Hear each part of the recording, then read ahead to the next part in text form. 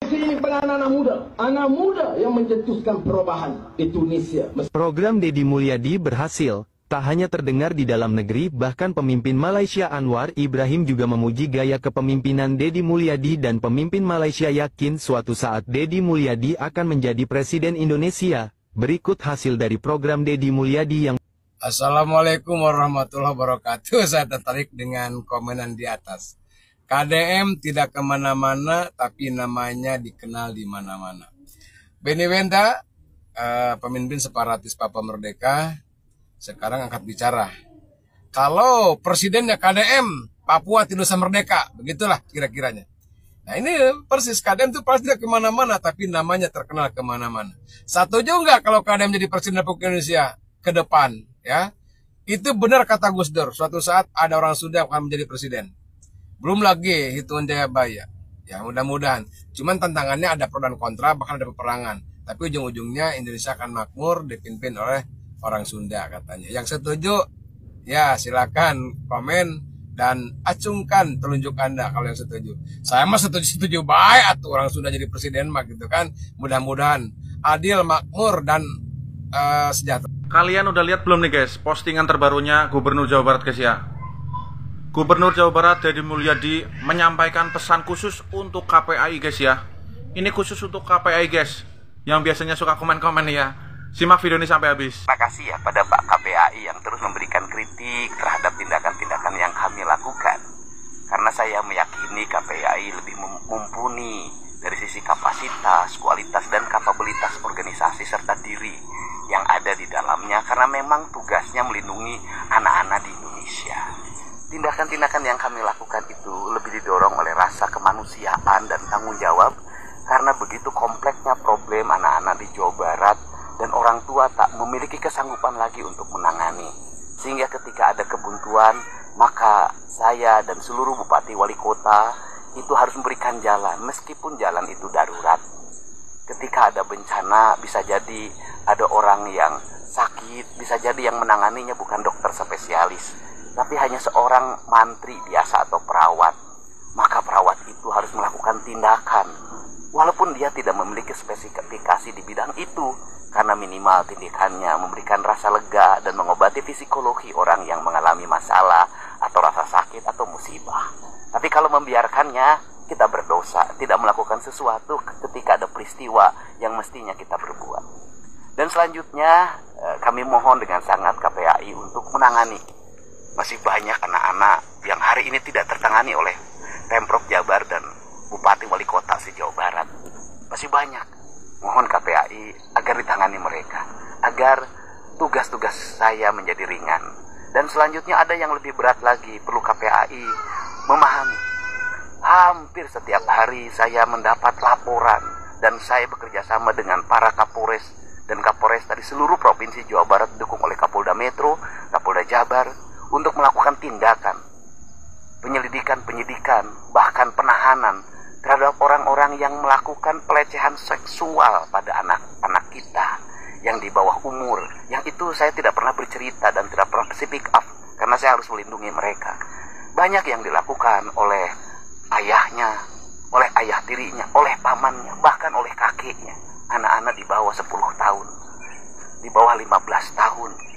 Ada juga yang dilakukan oleh oknum-oknum guru ngajinya.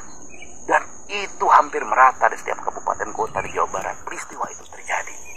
Untuk itu, saya mohon KPAI segera turun ke daerah-daerah, gerakan KPAI daerah-daerahnya untuk memberikan pelindungan.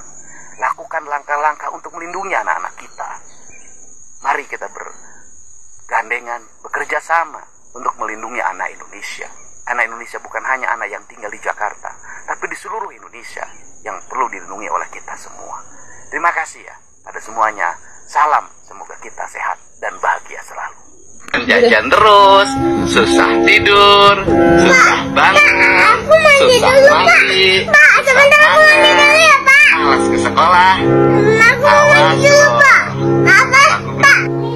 Pak Deddy ya si Saka. Kamu tahu atuh, Mak. Mau entah. Nazla, makan ya. Nggak mau makan, Mbak. Pak Dedi, Kak dia, Pak Dedi ya.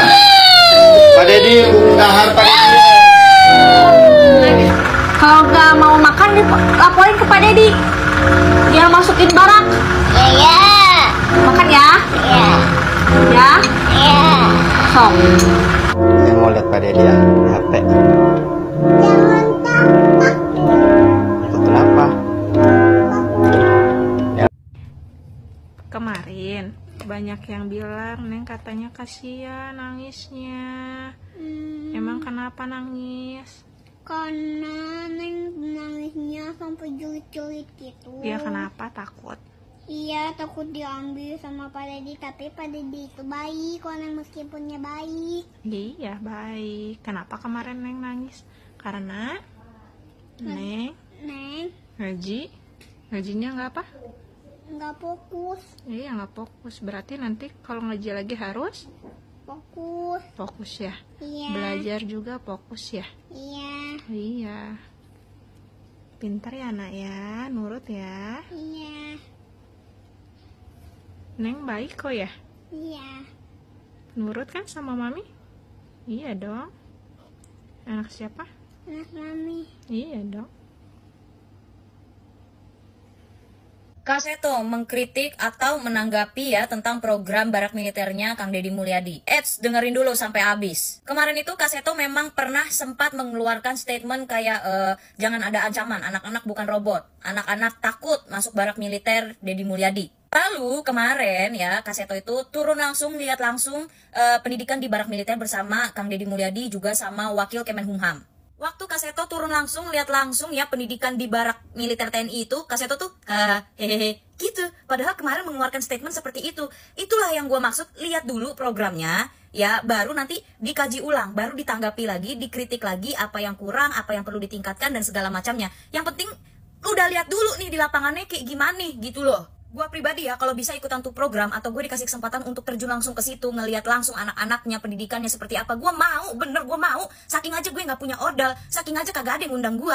Mau gue ngontenin Kang Deddy Mulyadi sampai ratusan kali juga gue kagak diundang gitu loh. Nah kalau pejabat-pejabat yang lain yang ngekritik gitu kan, yang tidak setuju dan bahkan mengecam programnya Kang Deddy Mulyadi ini, mereka kan punya ordal yang bisa membantu mereka untuk terjun langsung ke lapangannya lah. Kalau saya kan enggak. Nah Kang Deddy Mulyadi itu juga ngomong di depannya Kak Seto ya, hal ini terjadi juga karena orang tua yang takut sama anak, orang tua kalah sama anak, guru kalah sama anak, yang which is menurut gua pribadi itu benar. Sekarang tuh guru-guru di sekolah itu kalau mau ngedidik anak itu buat marahin atau ngebentak aja tuh takut gitu loh. Sedangkan zaman gua dulu sekolah ya, penggaris kayu panjang itu melayang sayang ya, penghapus papan tulis balok kayu itu melayang sayang. Kalau sekarang enggak, anak-anak zaman sekarang itu dididik dimanjakan oleh KPAI. Ada aja undang-undangnya juga ya kan, kekerasan guru terhadap murid apa segala macam. Padahal mungkin memang ada oknum-oknum guru yang memang terlalu keras dan melukai anak murid gitu kan. Tapi banyak juga guru-guru yang menggunakan hal itu sebagai memang pola mendidik gitu loh. Gue juga dulu zaman sekolah begitu kok. Dan akhirnya apa? Menjadikan kita anak-anak generasi 80-90-an itu mentalnya kuat sayang. Nggak kayak mental-mental anak zaman sekarang. Ini gue sorry to say, maaf banget.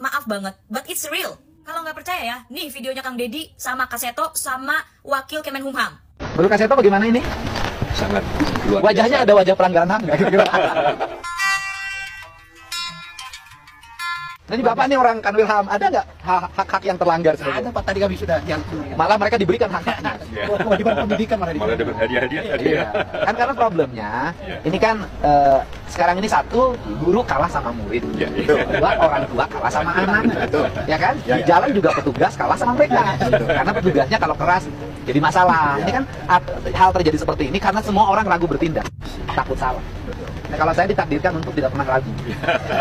Asal semuanya lebih kepentingan. Itu tidak ada masalah gitu. Tapi sebenarnya serius gue mau nanya, dari zaman gue bayi sampai gue segede ini, Kak Seto itu udah tua, udah punya cucu, masih dipanggil Kak gitu. Nggak bisa jadi kakek Seto gitu, tetap harus kakak Seto. Bagaimana? Gue serius. Jujur ya, gue tuh kadang lucu ngeliat orang tua zaman sekarang gitu. Padahal gue yakin mereka itu dididik di zamannya mereka dulu, itu mereka pasti dididik dengan keras gitu ya. Walaupun memang ada orang tua yang terlalu kasar gitu ya. Mungkin mereka juga nggak mau menerapkan hal-hal tersebut ke anaknya gitu kan. Tapi kan maksudnya poinnya tuh kayak mereka tuh mikir gak sih kalau mereka terlalu memanjakan anak, sang anak itu malah jadi akan lemah gitu, malah akan jadi anak yang lemah gitu karena terlalu sering dimanjakan. Balik lagi ya, kalau dari sisi psikologi itu ada namanya punishment dan reinforcement gitu loh. Ada namanya penghargaan dan ada namanya hukuman. Itu pun ada yang negatif dan positif. Ada positif reinforcement, positif punishment, negatif reinforcement, negatif punishment. Itu ada. Nah, ini Kak Seto yang kemarin sempat mengkritik sudah turun ke lapangan. Coba pejabat-pejabat yang lain yang mengkritik dan tidak setuju atau kurang setuju dengan Kang Deddy Mulyadi dengan program ini gitu ya, atau bahkan yang pokoknya yang belum terjun langsung deh ya, yang cuma lewat teori-teori aja gitu ya,